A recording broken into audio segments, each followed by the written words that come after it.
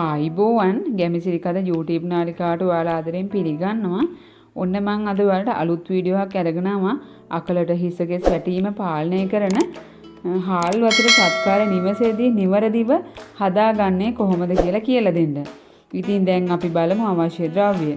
මොන හෝ සුදු හාල් වර්ගයක් තමයි අවශ්‍ය වෙන්නේ. කැකුළු හාල් හරි තඹපු හාල් හරි කැමැති හාල් වර්ගයක් ගන්න පුළුවන්. ඊට පස්සේ මේ හාල් ටික භාජනයකට අරගෙන දෙපාරක් තුන් පාරක් අනිවාර්යෙන් පිරිසිදු කරගන්න ඕනේ. මොකද මේ වගේ ගොඩක් කෘමිනාශක ගහලා තියෙන නිසා.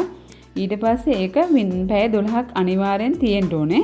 සාමාන්‍යයෙන් පෙරාගෙන තමයි අපි ඒක ඔලුවට දාගන්නේ. ඒකත් පිරිසිදු කරගත්තු හිසකෙස් මත තමයි ඒක අපි හොඳින් සෝදගන්නේ. සෝදාගෙන ඉවරලා අනිවාර්යෙන් විනාඩි 20ක් විතර ඔලුවේ තියලා විනාඩි 5ක් විතර අනිවාර්යෙන් මසාජ් කරන්නත් මතක තියාගන්න ඕනේ. නිතරම කොණ්ඩේ යන කෙනෙක් නම් අනිවාර්යෙන් දවසක් කරනවා නම් ගොඩාක් හොඳ ප්‍රතිඵල වලට ගන්න පුළුවන්. ඔන්න දැන් ඉදිරියේදී ඔයාලට හිසකෙස් යන එක පාලනය කරගන්න පුළුවන් හොඳම ක්‍රමයක් තමයි මම ඔයාලට කියලා දුන්නේ. ඔයාලගේ හිසකෙස් ගොඩක්ම වැටෙනවා නම් අනිවාර්යෙන් එයාලා මේ ක්‍රමේ අත්හදා බලන්න. සමහරට ඔයාලා මේ ක්‍රමේ කරලත් ඇති. ඒ කරපු කෙනෙක් අනිවාර්යෙන් මට කමෙන්ට් එකක් දාන්නත් අමතක කරන්න එපා.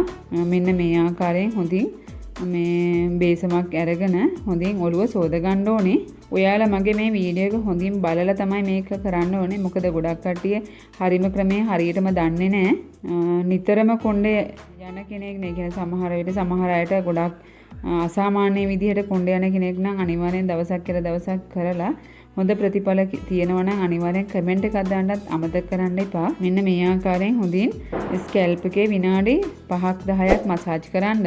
මසාජ් කරලා සෝදලා අරින්න මතක තියාගන්න. සාමාන්‍ය වතුරෙන් තමයි සෝදලා අරින්න ඕනේ. මේකට ෂැම්පූ කරන්න එහෙම අවශ්‍ය නැහැ. ඉතින් යාළුවනේ ඔයාලා අනිවාර්යෙන් මේ ක්‍රමය අත්හදා බලන්න. මගේ වීඩියෝ එක හොඳයි කියලා හිතෙනවා නම් ලයික් එකක් දාන්න, කමෙන්ට් එකක් දාන්න, ෂෙයා කරන්නත් අමතක කරන්න එපා. නැවතත් අලුත් ඔයාලට වැදගත් කියන වීඩියෝ එකක් අරගෙන මම ඔයාලට එනවා. ඔයාලට සුබ දවසක්.